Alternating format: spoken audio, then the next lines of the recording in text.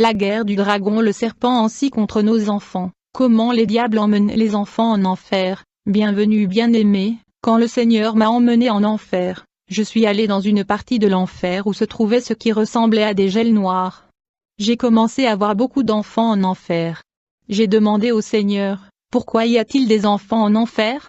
Mais le Seigneur m'a dit qu'ils n'étaient pas des enfants, que le royaume des cieux appartient aux enfants, et que vous devez être nés de nouveau pour entrer dans le royaume des cieux. J'ai dit au Seigneur, alors, Seigneur, qu'en est-il de ces enfants? Le Seigneur m'a répété que ce ne sont pas des enfants, mais il m'a demandé d'écouter les ordres que Satan leur donnait. Quand ces enfants se sont retournés, j'ai vu qu'ils n'étaient pas des enfants, mais des démons, et qu'ils jouaient avec un jeu appelé Nintendo.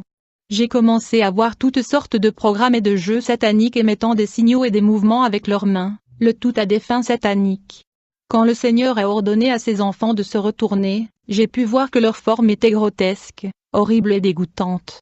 Satan leur a donné l'ordre et leur a dit, « Mes fils, partez, dérobez, égorgez et détruisez la terre. » Le diable avait raison parce que la Bible dit que le voleur ne vient que pour dérober, égorger et détruire. Mais Jésus est venu pour donner la vie et la donner plus abondamment. Pendant ce temps, j'ai vu ces petits démons qui ont voyagé sur la terre et ils sont entrés sur la terre, et le Seigneur m'a dit que ces démons sont la raison pour laquelle les enfants de la terre se suicident. En attendant, scientifiques et psychologues pour enfants ne comprennent pas pourquoi les enfants se suicident. Il y a quelques mois, un garçon de 12 ans a tué sa mère avec un couteau, un autre s'est pendu. Aux États-Unis, un garçon de 7 ans a tué sa mère, ses petits frères et lui-même avec un pistolet trouvé. Un autre garçon s'est jeté du 2e étage en se suicidant. Les lettres et les notes laissées par ces enfants disent que la vie ne vaut rien et bien d'autres choses encore. Cela se produit parce que les démons pénètrent dans leur corps et possèdent leur être et les conduisent à se tuer. Faites attention père et mère de ce que vos enfants regardent à la télévision. Ce que vos enfants regardent sur Internet et ce que vos enfants écoutent à la radio sont importants. Les démons s'infiltrent par la télévision, la radio, la musique et des bandes dessinées sataniques. Gloire à Dieu, Alléluia, pour nous avoir révélé ceci. Ensuite, le Seigneur m'a dit que c'est pour cette raison que tant de mariages sont détruits parce que certains parents blâment les enfants et pensent qu'à cause de l'enfant ils doivent divorcer. Mais l'enfant n'est pas le problème. Le problème est l'attaque démoniaque contre l'union du mariage et de la famille. Invoque le Seigneur Jésus-Christ. Appelez l'Église. Demandez la prière pour que votre maison soit exempte d'attaques démoniaques.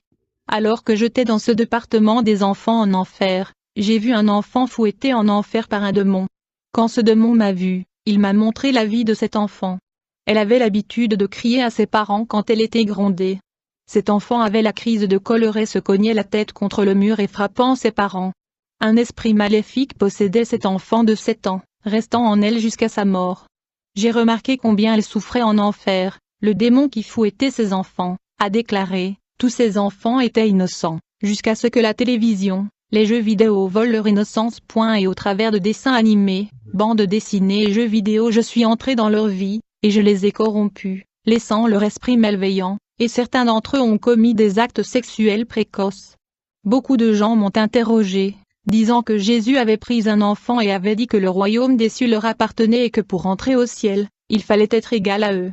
Quand Jésus prit cet enfant, il connaissait sa pureté. Jésus ne prendrait pas un enfant impur pour dire qu'il est du royaume des cieux. Les enfants qui se moquaient d'Élisée étaient rebelles et dévorés par un ours. Ces enfants qui se sont moqués d'Élisée sont dans des prisons en enfer.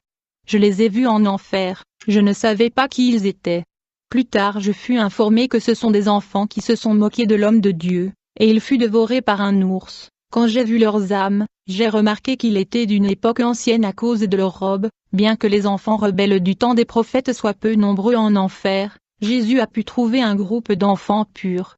Les enfants du temps de Jésus étaient purs et saints à cause de leur innocence. De nos jours il est maintenant presque impossible de trouver un enfant de 8 ans avec une pureté d'âme.